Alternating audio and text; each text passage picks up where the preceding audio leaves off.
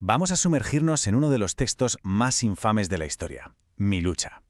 En este análisis vamos a dejar de lado las interpretaciones externas para centrarnos única y exclusivamente en las palabras del propio autor.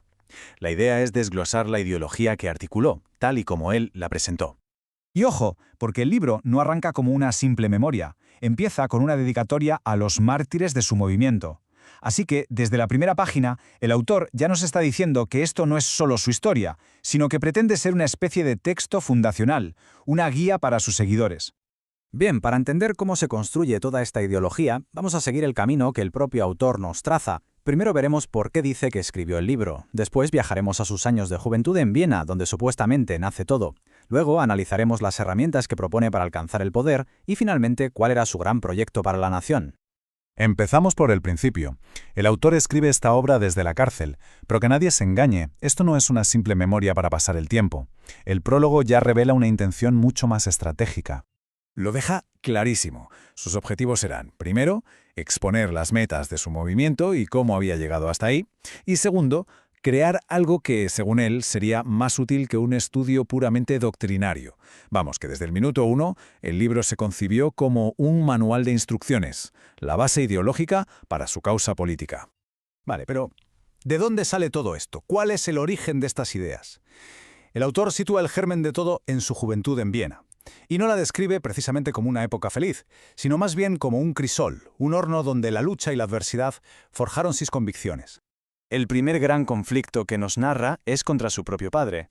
Rechaza de plano el camino seguro que le ofrecían, el de ser funcionario para perseguir su sueño de ser pintor. Él lo presenta como su primera gran rebelión, una afirmación de su voluntad contra la autoridad paterna. Pero claro, el sueño de ser artista choca de frente con la realidad. Viena para él no es la ciudad de la alegría, sino el escenario de su sufrimiento. La describe como 5 años de miseria y calamidad, donde el hambre era su más fiel guardián. Esta imagen de Viena como un lugar de adversidad extrema es fundamental para entender todo lo que viene después. Y es justo ahí, en medio de esa miseria, donde, según nos cuenta, abre los ojos. Afirma haber identificado 2 grandes peligros que, en su opinión, amenazaban al pueblo alemán. Lo narra como el momento clave de su despertar ideológico.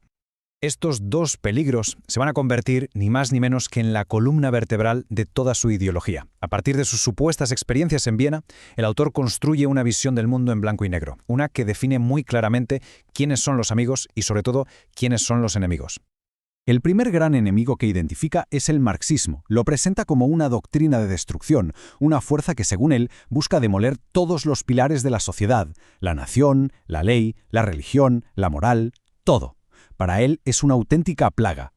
El segundo peligro que dice descubrir es lo que él llama la cuestión judía. Describe una supuesta transformación en su forma de pensar.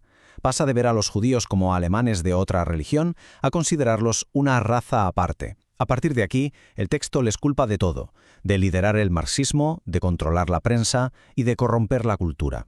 Pero los enemigos no están solo fuera. El texto también arremete con una furia tremenda contra la democracia parlamentaria. La considera un sistema basado en la estupidez y la cobardía, donde el principio de la mayoría anula la figura del verdadero líder, lo que él llama la idea Führer. Para él, el Parlamento solo atrae a oportunistas, no a gente con visión. Ok, ya tenemos una ideología y unos enemigos bien definidos, pero eso no es suficiente. La pregunta ahora es, ¿cómo se impone esa visión del mundo? Pues bien, el texto pasa entonces a detallar las herramientas que considera imprescindibles para tomar el poder. Para el autor, la palabra hablada es un arma, mucho más poderosa que la escrita, y detalla una estrategia muy clara para la oratoria: simplificar el mensaje al máximo, exponerlo despacio y sobre todo repetirlo una y otra vez con ejemplos distintos. El objetivo no es debatir, es machacar la idea hasta que las masas la acepten. Y aquí llegamos a un punto clave, un punto sin retorno. El texto argumenta que a la fuerza no se le puede responder con ideas o con debates. La lógica que presenta es brutalmente simple. Si un enemigo usa el terror, la única respuesta válida es un terror todavía mayor y más audaz. Como él mismo escribe, no se combate el terror con armas intelectuales, sino con el propio terror. Y con todo esto sobre la mesa, llegamos al final del camino, al objetivo último. Después de definir la ideología y las herramientas, el texto expone la meta final. Y no se trata solo de tomar el poder, sino de construir un Estado completamente nuevo, basado en un único principio rector. Los pilares de ese nuevo Estado son, según el texto, bastante claros. el interés común por encima del individuo y un poder centralizado y fuerte. Pero por encima de todo hay una misión suprema, casi religiosa, la conservación de la raza. El texto es inflexible en este punto, llegando a calificar la pérdida de la pureza de la sangre como el pecado original de la humanidad. Esta cita lo resume todo. Es la meta final en mayúsculas. El objetivo no es reformar el estado existente, sino construir uno nuevo que no sirva a intereses económicos, sino que sea un organismo vivo y racial. Como él mismo exclama al final, la meta es un estado germánico de la nación alemana. Y cerramos con una pregunta que queda en el aire. A lo largo de este recorrido, hemos visto cómo el texto intenta trazar un camino muy concreto, desde una historia de lucha personal, pasando por la definición de unos enemigos, hasta la articulación de un objetivo final. La cuestión es, ¿cómo se intenta transformar una visión del mundo tan personal en lo que se presenta como el destino ineludible de toda una nación?